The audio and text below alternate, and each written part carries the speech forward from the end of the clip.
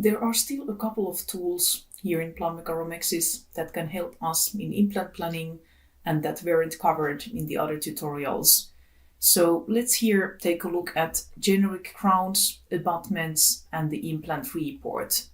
So firstly, if we don't have this individual virtual crown in the plan, so this crown here was designed in our CAD/CAM module and added to the plan through this fit model tool.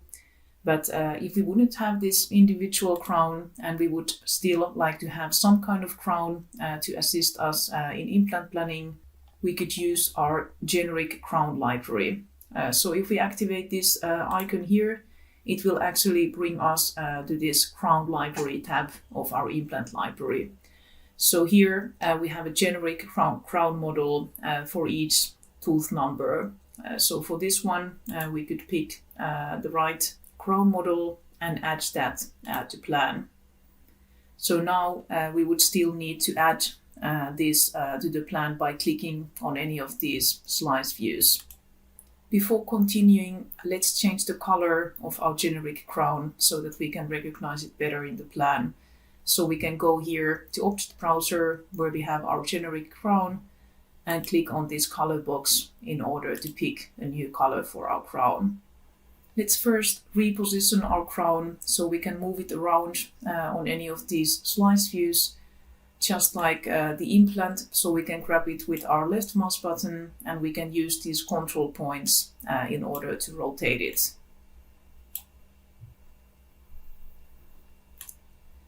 It looks like our generic crown is a little bit too big for the plan, but we can resize it.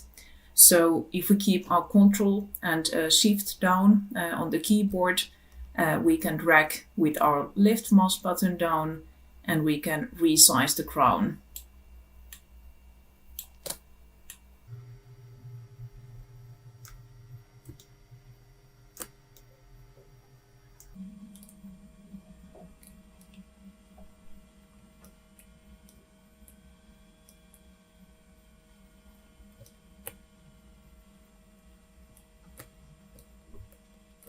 So this adjustment we can do on any of these slice views.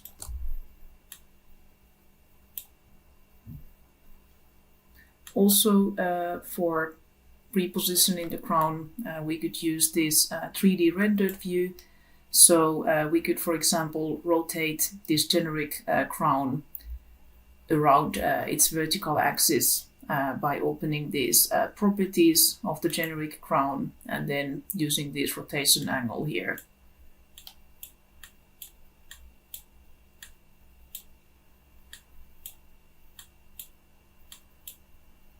Also, we could directly move the generic crown also here in the 3D rendered view by keeping the Control and Shift down on the keyboard and grabbing with our left mouse button down.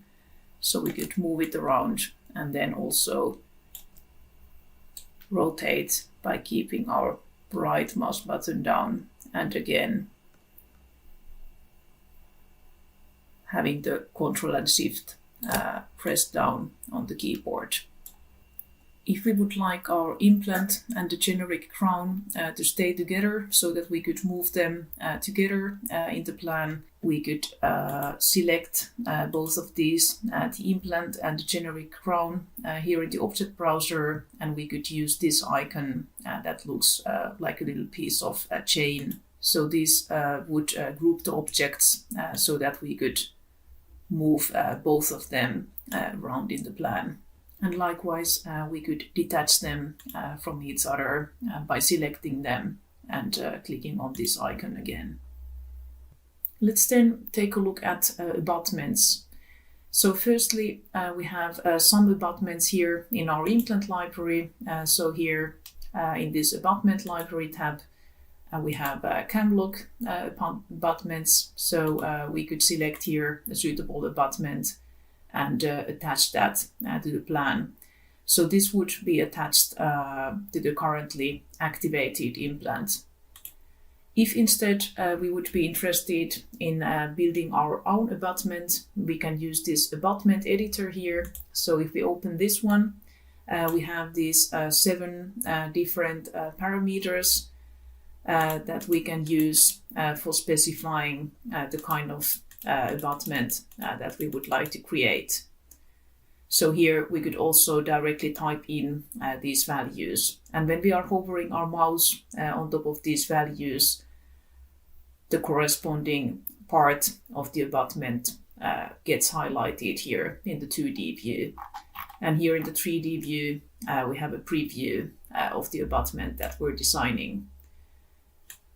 With this rotation angle, we can rotate the abutment around, and then we could also change color for the abutment with the last control here. So if we would now click on attach, we would get our abutment attached in the plan, and we would also see it here in the object browser. So now we could open, for example, the properties, and here also use this rotation angle in order to rotate the abutment around its vertical axis if we have designed a non-symmetrical abutment. We can also later on edit the abutment that we designed. So if we open the abutment editor again, we could change the parameter and we could select here update existing. So this abutment we could use as a simulation of the real abutment that we would be using in the actual implant operation. Finally, let's have a look at this implant report, this PDF icon that we have here in the toolbar. So if we open this icon, we can see firstly here patient name automatically, and then we have here clinic name. We could change these information here. And after typing the clinic name and contact here once, this dialog would always suggest us those values. So we would only need to make it once. Then we could add any comments about the case. And finally, we could browse for the location on our computer where to save the report. And then we could save it. We then get this implant report opened automatically if we selected the respective option in the dialog when generating the report. So this is always a standard format report containing this information.